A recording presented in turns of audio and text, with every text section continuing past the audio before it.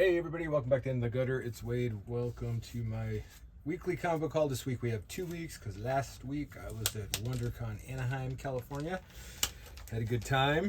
Got to see a lot of old friends and browse all the goods. I only got one thing. I'm going to try to hold it up because it's too small to hold back. But this is the...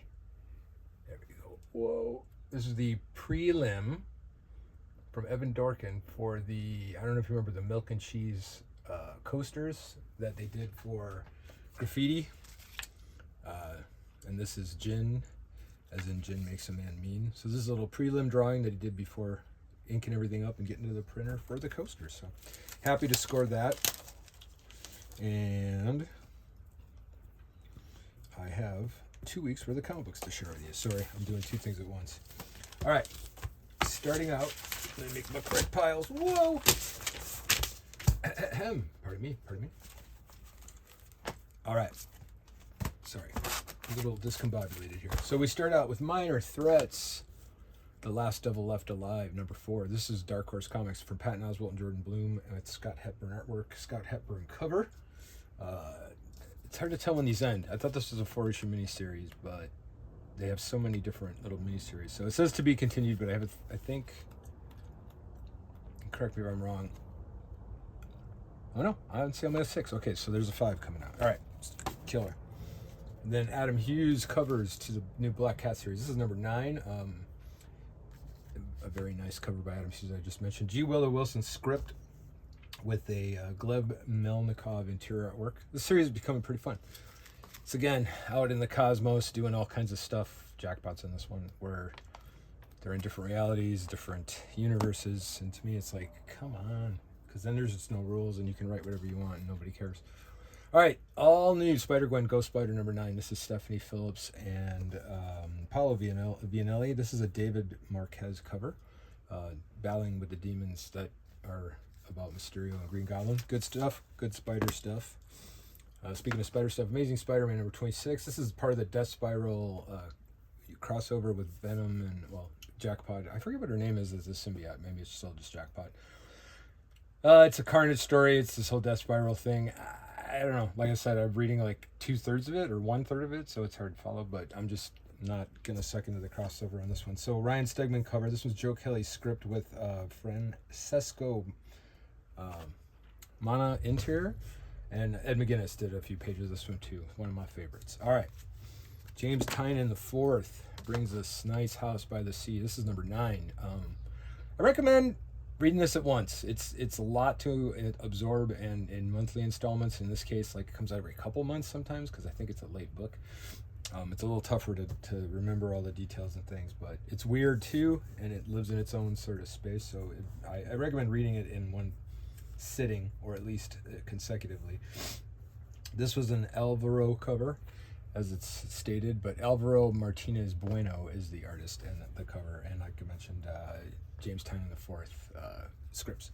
All right, if you like a high body count, lots of death, lots of blood, Logan Black, White, and Blood. This one is a Dan Panosian cover, and there's 3 stories inside, and they're fun. They're all different timelines, different parts of Logan's history, mostly pre-Wolverine, and like I said, it's just carnage, bloody, massive, high body count. All right, the new Daredevil series. Very cool cover. This one is Lee Garbit's cover, who also did the interior art, and it has a bunch of variant covers that I didn't buy, but they all seem pretty cool. Stephanie Phillips is writing this one. Kind of a nice little reboot of Daredevil. Always a good time if you haven't read for a while, jumping on these number 1s. I was a little put off by Marvel rebooting every 10 months or whatever, but I do realize that if you haven't read for a long time, it's a good place to jump in. So I'm enjoying this after I have read the last few Daredevil stories. Speaking of Dan Panosian from a couple books back, this is his Alice Forever After series from Boom. This is issue 3. He wrote this one, and Giorgio Spalletta, excuse me, no N, did the artwork, and this is a Dan Panosian cover. Just really cool. It's kind of, he's very flexible in his art styles, but I think, what was this one? Was this the other one? Yeah, I mean, they're similar, I guess, but he does all kinds of different stuff. But the Alice Forever After stuff is pretty cool. Good play on what is generally public domain. All right, Batgirl, number 18. This is David Talaski's cover. Tate Brownbill scripts with Takeshi Miyazawa artwork. It's been good. Nice year and a half of just Cassandra Cain's story, sort of exempt from all the other Batman stuff. It's focused on her and her family. It's been good. I like that one. All right, so this one is, I believe, a book I missed from a couple weeks back, but I'm trying to fill in some gaps. But Devil on My Shoulder #2 from Kyle Starks and Peter Kowalski. Dark Horse Horror, good stuff. I think I got like 1 and 3, missed 2, something like that, but I finally picked it up. Now I got to go back and make sure I have them all. EC Comics from Boom. This is Cruel Universe Volume 209. This one is a Miguel Mercado cover, and it's got 3 stories inside. Vintage horror all in the EC style. I've been sticking with this for a few years. It hasn't let me down yet. And this one's always been really good too. Hello Darkness. This is another Boom anthology but horror, and it's Rebecca Puebla cover. And this one is like, I'd say 5 stories. One of it is just a page of comic strips. There's pinups. Jenny Frison always does a piece for these that are just really gross and cool. And fun names. I won't read them all. All right. Poison Ivy #43, going strong. This one is Jessica Fong's cover, G. Willow Wilson scripts, and Jaime Infante interior artwork with a Catwoman appearance. And don't sleep on this one. Bleeding Hearts, Dennis Camp and Stipen Morian. This one's been really good. This is only #3, and I'm totally hooked. It feels like it's a lot more than just 3 issues so far. I feel like this is going to be something at some point because it's a cool original idea with zombies. One of which is not what you think he is, and it's in this incredible cartoon style. Reminds me a little bit of the late great Sam Keith, and even the lettering reminds me of like Bon Baudet. But I just love this super cool cartoony style, the use of space, even the color choices. I know this one's been a big hit for me. Dig it. Okay, double-sized Batman Superman World's Finest. This is issue #50. So this one is Dan Mora's cover. Mark Waid does 2 stories in this one. Dan Mora illustrates the first one, and Adrian Gutierrez does the second.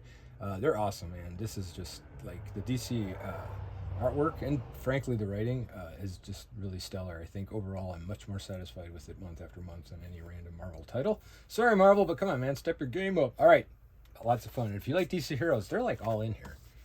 This is a wraparound cover. I'd smush it flat, but then it wouldn't be mint. Okay, the newest and latest Batman series. This is issue #8. This one is a Jorge Jimenez cover. Matt Fraction's writing this series, and Ryan Sook does the interior art. Ryan Sook falls right into what I was talking about with these guys. Just really cool. Someday if I own original art again or start buying it, these are people I'm looking to. All right, a new intriguing Fury of Firestorm story. This one reminds me like the Miracle Man stuff, the latest Black Canary, Tom, I'm going to forget his name for a second, but you know what I'm talking about. He did these sort of outside the continuity stories, although I believe this one is very much in the continuity, but I haven't read a lot of Firestorm in a very long time, but this is a very heavy-duty story from Jeff Lemire, and it's got a De La Torre cover, who is Rafael De La Torre, and did the interior artwork as well. It's off to a great start, so I'm looking forward to seeing more of this one. And then everybody's friend, Mr. Kevin Smith, is back doing Bizarro Year None. This is the origin of Bizarro and Eric Carrasco artwork, cover, and interior. This is very Frank quietly, quietly? I don't know how to say that. But yeah, it's got everybody, I don't know if they all studied Mobius or what, but kind of killer layouts. Kevin Smith writes a lot of words in some cases, but there's a lot going on in each panel. It's just cool. I hope that like the world of digital artwork allowed him to do such intricate and detailed work on a grand scale. A little Jeff Darrow in there too, maybe. But it just flows, and it's a lot to absorb, but it works out really well. So again, a little outside the box as far as the art style, which I love. All right, 2 weeks just gone like that. What is that, 6 minutes? Pretty good. All right, everybody, have a good week, and until next week, keep your mind in the gutter.